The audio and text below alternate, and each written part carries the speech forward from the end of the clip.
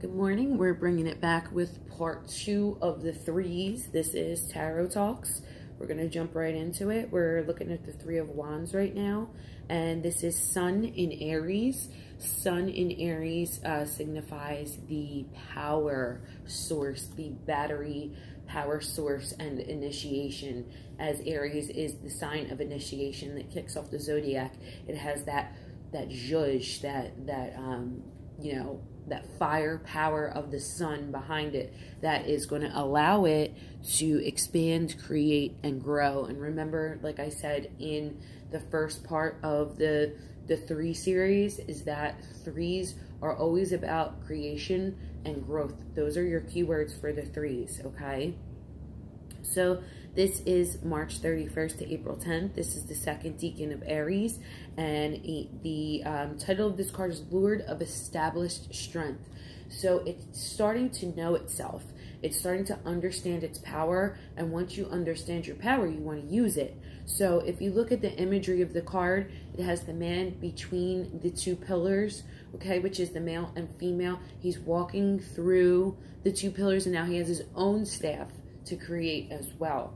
So a lot of times this does in like traditional meaning denote moving forward. So like if you're in like a situation where you need to make a decision, this means moving forward, moving past something, moving on, as he is moving through this portal. He's pushing forward, okay?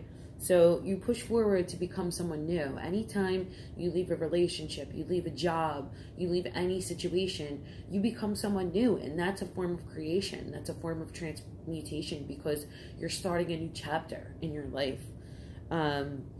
So another thing to think of with the sun in Aries, Aries rules the head, and gold is the metal of the sun. So the reason why that the monarchs were crowned with gold was to signify their power to grow, to create, to achieve, to conquer. So those are the things that you want to think about when you look at this card. This is the card where things start to really burst forth and happen. If you're starting a business venture, this is a great card that you're going to get that is going to signify, it's time to really get down to business, and the energy's there, and it's behind you, and it's basically the gods blessing you with the power to create and expand. Okay, so moving on. This is the card everyone hates to see. And again, swords are going to be your problematic suit. Even though they're very spiritual, they're about the mind, they denote a lot of situations that are unsavory. So this is the Three of Swords. This is Saturn in Libra, October 3rd to 12th. That's this time of year right now that we're speaking of. It's October 1st right now. So we're encroaching upon this period. This is Lord of Sorrow, second decan of Libra, ruled by Saturn. Saturn in Libra. So the swords use the heart as a pincushion. It's weighing it down. As the woman in the Two of Swords had to make a decision, she was crossed by a hard decision. She made that decision now, and now she's feeling the emotional pain of the decision that she has made. She's reaping the consequences of the choice that she has made. It doesn't necessarily mean it's a wrong choice. Sometimes you make the right choice and it's hard, and a lot of times people are on the fence about making choices because the choice that they know they should make isn't the one they want to make.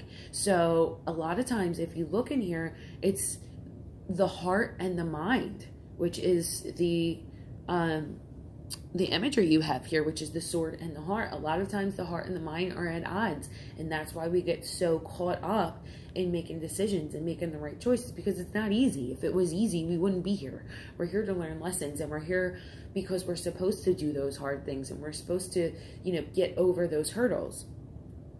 Okay? This is the 7th house of relationships and partnerships in the zodiac. That's what Libra rules.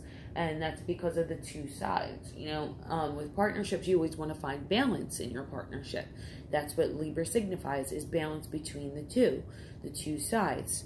okay? And love always has its price. There's always, someone always has to sacrifice, and someone always has to meet in the middle.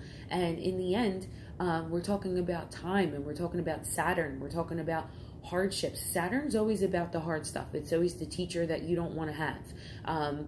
It's the tough side of Saturn, where it's going to let you know your restrictions, and it's going to teach you those hard lessons. Now, in Greek mythology, when we talk about Saturn, we have Kronos, which is the god of time, and he eats his children. So if you think about it, everything comes to an end. Love comes to an end, whether it's in death or in separation of some sort.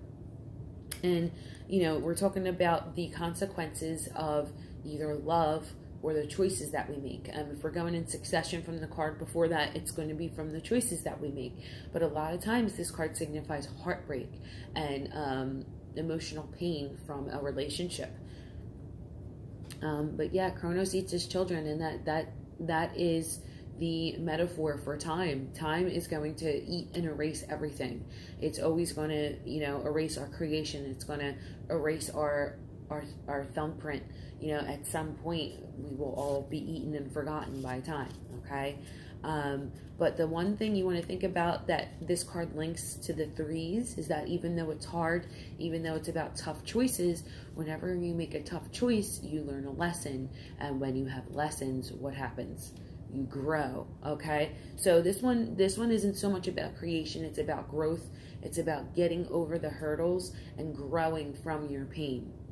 So those are the things that you want to think about when you think of the threes. We're going to move on from here probably with single videos with the rest, just so I can bang them out. So the next video will be one video of all the fours and so forth going forward. I hope you enjoy this tarot series. I hope you guys are learning a lot from this, and I hope you have a great day. I will see you soon.